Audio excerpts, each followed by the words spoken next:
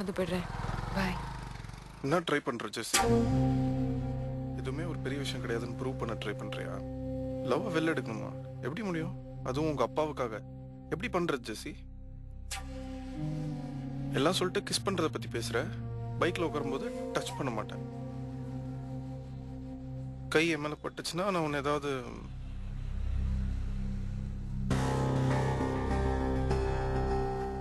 நீ கோட்டையம்ல இருக்கும்போது எனக்கு இங்க உன்னை கிஸ் பண்ண போல இருந்தது. நீ 100 அடி தள்ளி உட்காந்தா கூட எனக்கு உன்னை தொடணும் போல இருக்கும். எனக்கு 80 வயசு ஆகும்போது உனக்கு 81. அப்பவும் அப்படிதான் இருக்கும்.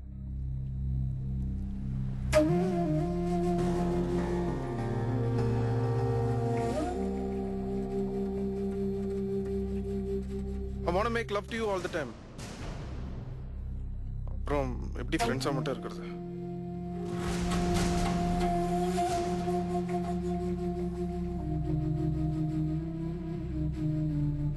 நான் சொல்றது எதாவது புரியுதா?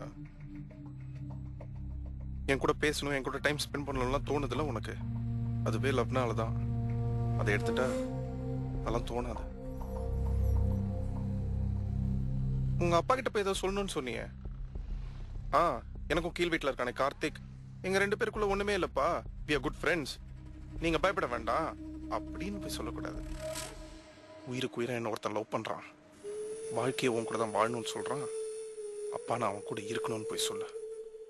உங்க அப்பா உன்னை கோட்டையத்துக்கு போக விட்டாருன்னு சொன்னல தனியா, முதல் தடவை அவர் மாறிட்டாருன்னு தோணுது. 6.3 வளர்ந்துருக்காரு, கொஞ்சம் அறிவு வளர்ந்துருக்காதா? உங்க அக்கா டைம்ல இருந்த ஜோசப் இல்லைன்னு நினைக்கிறேன் அவரு. என்னையே ஏத்துக்க சான்ஸ் இருக்கு.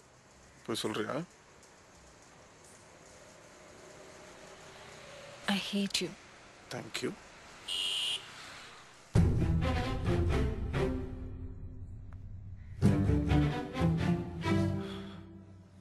உடனே நடந்து போயிடுவா வேற. ஏதாவது ஒன்று பிடிக்கலன்னா உடனே நடந்து போயிடுவா. அவள் ஃப்ரண்ட்டை விட அவள் பேக்கை தான் நான் அதிகமாக பார்த்தேன். Not that I was complaining.